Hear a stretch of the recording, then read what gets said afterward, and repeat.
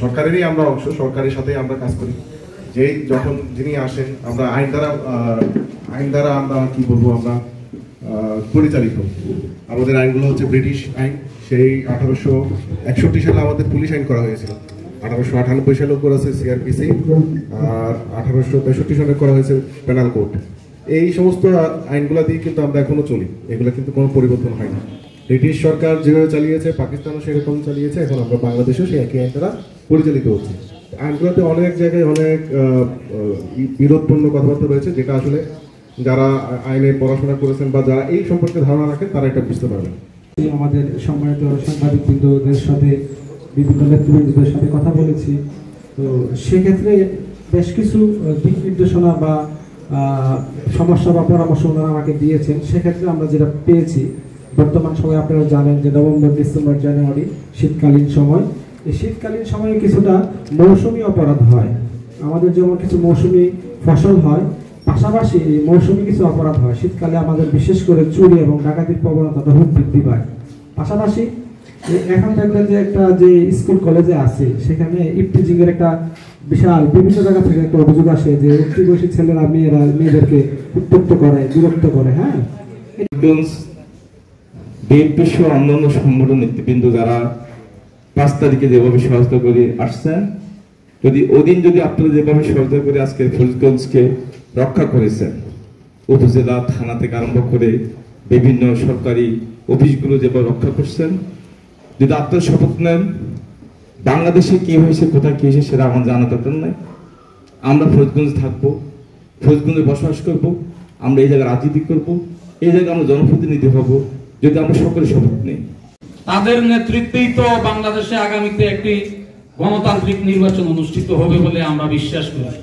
তা আমার বিশ্বাস আজকে আমাদের এইখানে বৃহৎ দুটি রাজনৈতিক দলের সর্বোচ্চ পর্যায়ের না হলেও প্রায় সর্বোচ্চ পর্যায়ের নেতৃবৃন্দ, জিনাদের নেতৃত্বে ফরিদগঞ্জের রাজনীতিটি পরিচালিত হবে।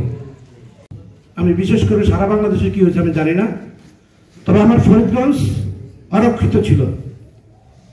এটা সকল রাজনৈতিক নেতৃবৃন্দের সহযোগিতা, এলাকার জনগণের সহযোগিতা, বিশেষ করে ফরিদগঞ্জের সাবেক মেয়র মন্ত্রী সাহেবের সহযোগিতা আজকে এই থানা অরক্ষিত, আমাদের উপজেলা অরক্ষিত, পুরো ফরিদগঞ্জটা অরক্ষিত।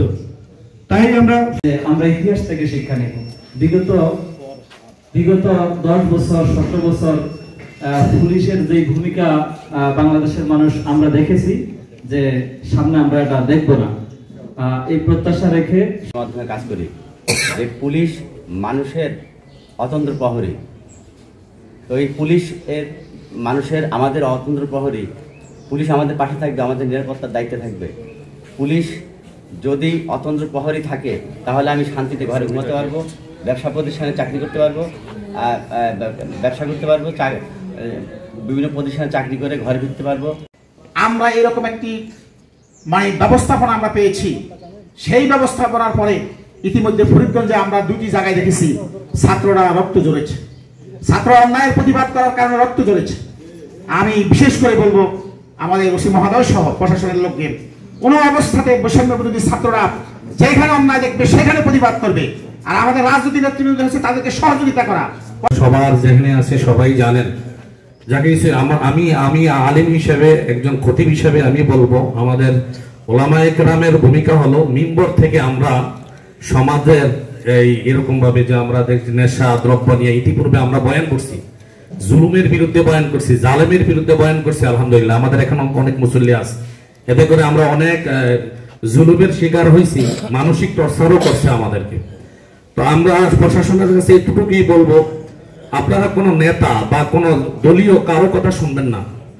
হলো রাষ্ট্রের প্রধান শক্তি, আরেকটি শক্তি হচ্ছে প্রশাসন।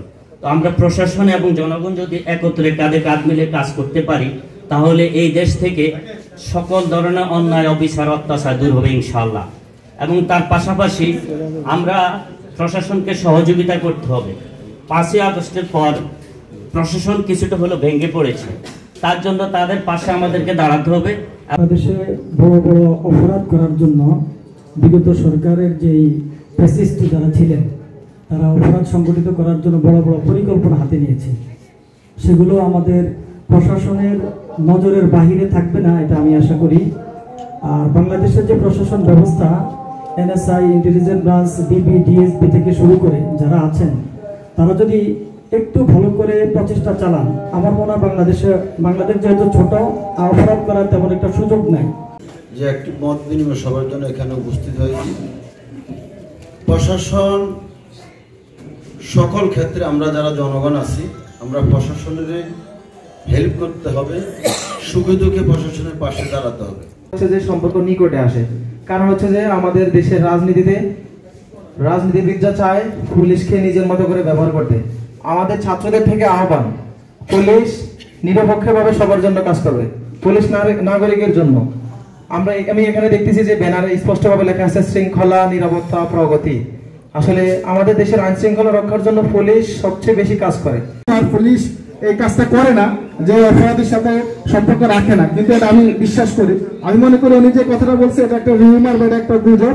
এই গুজব থেকে পুলিশকে বের হয়ে কিভাবে জনতার সাথে গিয়ে কিভাবে মানুষের কাছে এটা বোঝানো যায় যে না, আমরা এইগুলোকে কোনোভাবেই প্রশ্রয় দেই না, বা এগুলোর কাছ থেকে নাগরিক যে দায়িত্ব কর্তব্যটুকু আমরা সেটা আপনাদের কাছ থেকে প্রত্যাশা করি।